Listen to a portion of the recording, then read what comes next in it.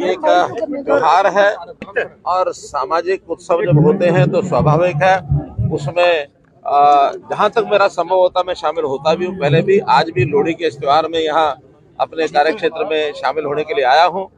सारे समाज को, सब लोगों को शुभकामनाएं दी हैं। ये त्योहार एक खुशी का त्योहार है, मौसम बदलने का त्योहार है।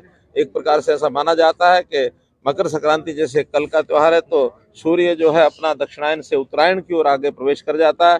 हमारे जीवन में एक उज्ज्वलता, एक प्रकाश हमारे जीवन में आए, ऐसी एक प्रतीक इस प्रकार का है। तो मैं भी कामना करता हूं कि सब लोगों की बुराइयां समाप्त हों और आज के दिन के बाद उनके जीवन में प्रकाश हो, सफलता उनको मिले। सरपंचों के साथ जो प्रोग्राम था वो कल कैंसिल हो गया। अभी मैं आया था तो कुछ लोग आए थे, उन्होंने कहा कि कल का जो मकर संक्रांति का त्योहार है, वास्तव में तय करते समय ये बात ध्यान में नहीं रही थी। उन्होंने कहा कि हर गांव में मकर संक्रांति के उत्सव होते हैं, कोई ना कोई छोटे बड़े कार्यक्रम लोगों के बीच में होते हैं, आप इसको एक सप्ताह आगे कर दीजिए। मैंने कहा मुझे कोई दिक्कत नहीं, मैं तो त्योहार के नाते यहाँ आया था, कल वो त्योहार मनाएंगे, एक सप्ताह के बाद विरोध कर रहे हैं सर, वो विरोध कर रहे हैं कि आप महज 2 लाख रुपए दे रहे हैं, वो 30 लाख रुपए की डिमांड कर रहे हैं। का पुतला भी फूका उन्होंने आज। देखिए, इस सारे विषय में मैं सारी पोजीशन क्लियर कर चुका हूं। कल मेरा फरीदाबाद में कार्यक्रम था, 2 जिलों के सरपंच भी आए थे और हमने उनकी शक्ति बढ़ाई है, घटाई नहीं है।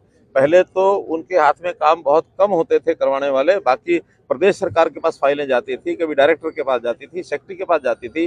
अब हमने तय किया कि लोकल सेल्फ गवर्नमेंट के जितने बजट हैं, चाहे वो पंचायत का है, पंचायत समिति का है, जिला परिषद का है, अथवा नगर पालिका, नगर परिषद, नगर निगम, उनका जो बजट है उसका पूरे का पूरा खर्च करने का अधिकार वहीं की समिति को है। वहीं का जो हाउस है वो बैठेगा, कामों को तय करेगा और उसको पोर्टल पर डाल करके पास कराने के लिए वहाँ का जो चेयरमैन अथवा मेयर अथवा सरपंच वो डालेंगे, तब काम होगा। उसके अलावा कोई भी नहीं। राहुल गांधी जब आए थे करनाल में भारी भीड़ जुटी राहुल गांधी के प्रोग्राम में, करनाल, गरोंडा, पानीपत में भारी भीड़ जुट रही है।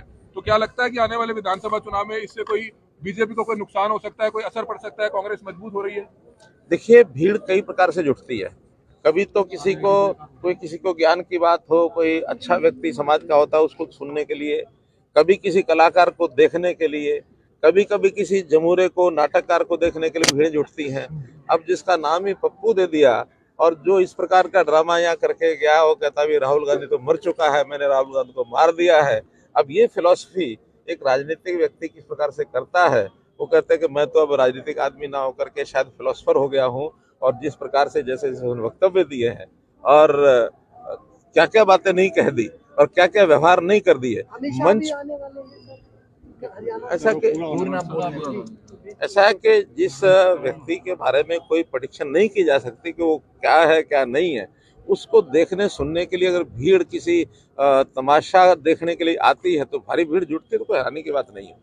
दूसरा, अमित शाह जी भी आ रहे हैं करनाल। अमित शाह जी का कार्यक्रम 1 दिन का हरियाणा के लिए बना है, लेकिन अभी फाइनल नहीं हुआ है और वो कहीं ना कहीं एक जगह कार्यक्रम करेंगे।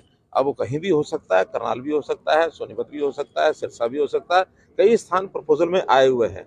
मैंने अपनी ओर से कहा है कि करनाल कार्यक्रम हो तो अच्छा है, लेकिन फिर भी केंद्रीय नेताओं के कार्यक्रम वहाँ केंद्रीय टीम तय करती है, जैसा तय करती है। पानी मिलेगा सर, SYL का मीटिंग हुई थी पीछे, आगे सुप्रीम कोर्ट। गोंगलुआ तो मिट्टी लाने देख के फायदा। सीएम साहब 2 तहसीलदारों की गिरफ्तारी कहते हैं कि डबल इंजन की सरकार कहते हैं, लेकिन ये सरकार कुछ और ही काम कर रही है।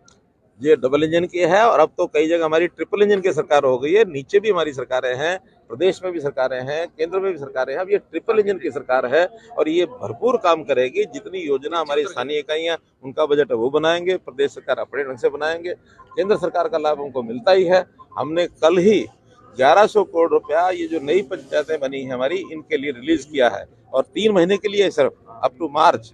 तो 1100 करोड़ रुपए के काम इनके हो जाएं तो अपने में विकास की एक आगे गांव के अंदर जो विकास होगा तो विकास का एक पहचान है। करनाल में तहसीलदार कोई नौकरी नहीं करना चाहता, 2 तहसीलदारों को आपने गिरफ्तार करवाया, विजिलेंस ने अच्छा काम किया, लेकिन उसका डर कहे कि करनाल में 5 तहसीलदारों, 4 नायब तहसीलदारों की जरूरत है, लेकिन एक भी नहीं आ रहा। ऐसा है कि तहसीलदारों के काम वो ठीक से जो कर रहे हैं वो सब आने के लिए तैयार हैं। जो ठीक से नहीं करेंगे वो कोई भी आने के लिए तैयार नहीं होगा।